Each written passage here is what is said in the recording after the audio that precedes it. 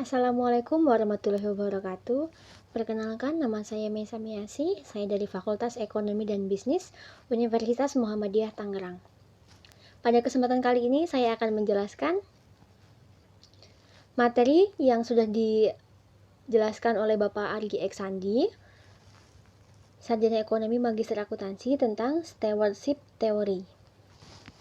Untuk yang pertama, apa sih itu stewardship theory?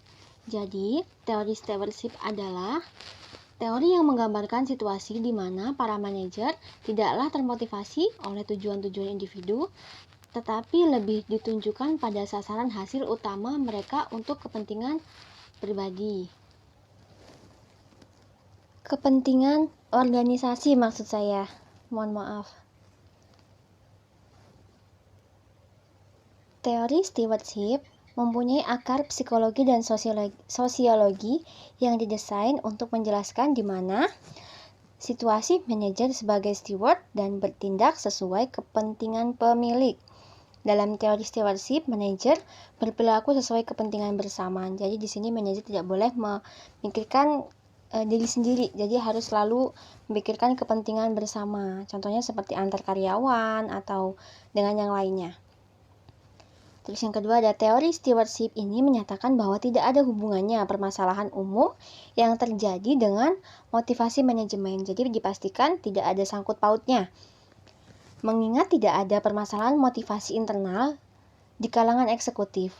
Pertanyaannya tentang seberapa jauh eksekutif dapat mencapai kinerja perusahaan yang baik yang mereka cita-citakan.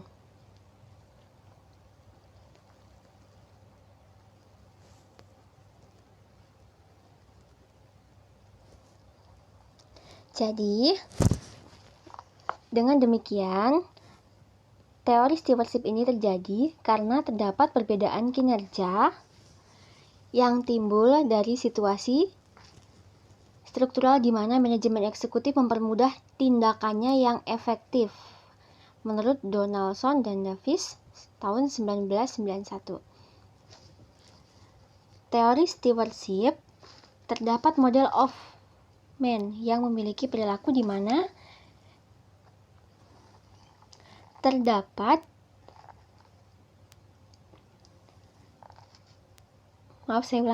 pada teori stewardship terdapat model of man yang memiliki perilaku di mana dia dapat dibentuk agar selalu dapat diajak kerjasama dalam organisasi, memiliki perilaku kolektif atau berkelompok dengan utilitas tinggi daripada individunya, dan selalu bersedia untuk melayani. Jadi intinya itu stewardship itu ya harus bisa melayani dengan baik ya.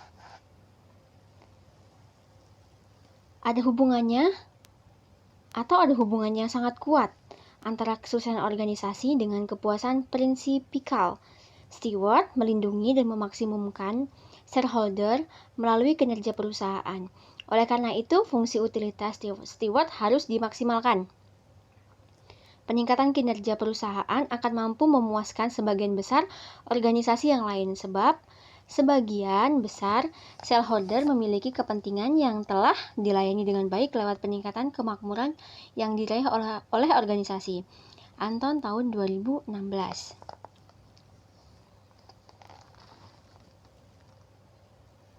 Nah, ini ya untuk PPT-nya. Nah, karena mengacu pada teori stewardship, perilaku steward adalah kolektif. Sebab menuju teori stewardship berpedoman dengan perilaku tersebut agar tujuan organisasi dapat dicapai. Misalnya seperti ini. Peningkatan penjualan atau profitabilitas perilaku ini akan menguntungkan prinsipikal termasuk outside owner atau melalui efek positif yang ditimbulkan oleh laba dalam bentuk dividen dan share price. Hal ini juga memberikan manfaat pada status manajerial sebab tujuan mereka ditindaklanjuti dengan baik oleh steward. Anton tahun 2016. Untuk mendukung pendapat di atas bahwa stewardship teori lebih mengedepankan kepentingan dan tujuan organisasi, teori ini berbeda dengan teori agensi di mana manajer lebih mengedepankan tujuan pribadinya. khususnya dalam hal ekonomi. Oleh karena itu, manajer yang berperan sebagai steward tergerak untuk memenuhi keinginan prinsipal dan tingkat loyalitas terhadap organisasi lebih tinggi, sebab steward berusaha untuk mencapai tujuan organisasinya. Rashid Paul dan Mazaheri tahun 2014. Para ahli teori stewardship Para ahli teori stewardship mengasumsikan bahwa ada hubungan yang sangat kuat antara kesuksesan organisasi dengan kepuasan prinsipal. Steward melindungi dan memaksimumkan shareholder melalui kinerja perusahaan. Oleh karena itu, fungsi utilitas steward perusahaan harus dimaksimalkan. Steward yang dengan sukses dapat meningkatkan kinerja perusahaan akan mampu memuaskan sebagian besar organisasi yang lain. Sebab sebagian besar shareholder memiliki kepentingan yang telah dilayani dengan baik lewat peningkatan kemakmuran yang diraih oleh organisasi. Oleh karena itu, steward yang pro-organisasi termotivasi untuk memaksimumkan kinerja perusahaan di samping dapat memberikan kepuasan kepada kepentingan shareholder.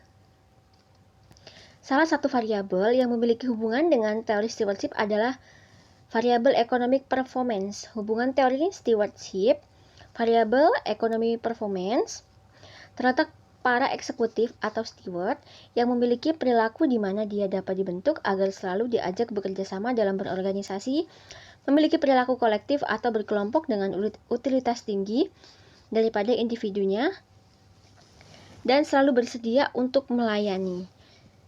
Jadi, kalau untuk stewardship ini menurut saya, ya harus bersedia melayani gitu loh. Sehingga akan memaksimumkan kinerja keuangan perusahaan. Ketika kinerja keuangan perusahaan meningkat, maka investor pasti akan tertarik untuk investasi gitu. Sehingga harga saham perusahaan pun akan terus meningkat dan harga saham pun stabil, paling tidak stabil lah, tidak akan menurun seperti itu. Tentu itu akan sangat berpengaruh terhadap economic performance. Jadi sangat penting ya economic performance itu untuk suatu perusahaan ya, karena itu sebagai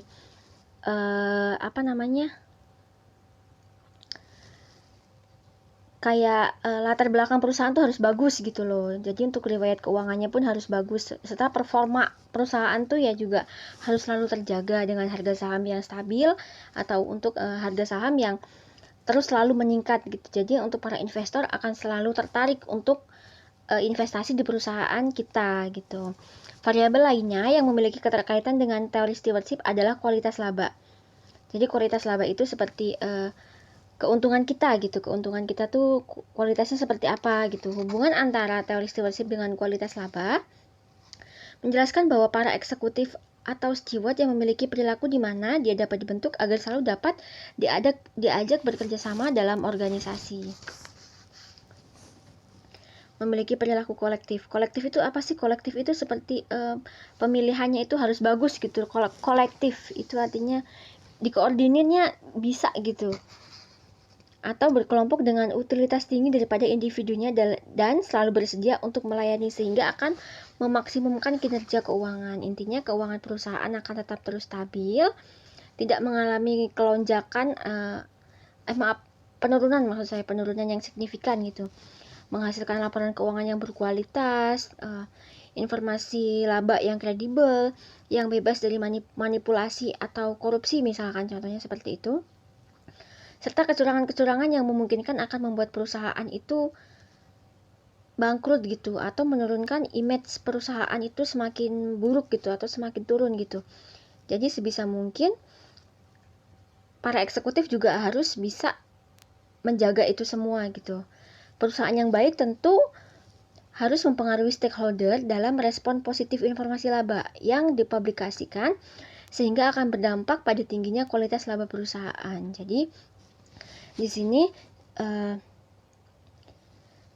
image perusahaan itu sangat penting karena itu akan sangat berdampak sama kualitas laba perusahaan gitu ya. Jadi sebisa mungkin para eksekutif juga harus bisa harus bisa menjaga bagaimana keuangan tetap stabil, laporan keuangannya harus yang berkualitas, informasi labanya harus yang kredibel, bebas dari yang namanya korupsi, kecurangan, atau bahkan kebangkrutan gitu ya. Jadi sebisa mungkin harus tetap menjaga itu semua supaya perusahaan tetap berjalan sesuai dengan apa yang diharapkan, seperti itu. Saya rasa cukup ya untuk presentase kali ini. Mohon maaf apabila ada kesalahan atau salah kata yang tidak sengaja saya ucapkan. Kesempurnaan hanya milik Allah semata. Untuk ini saya akhiri. Wassalamualaikum warahmatullahi wabarakatuh.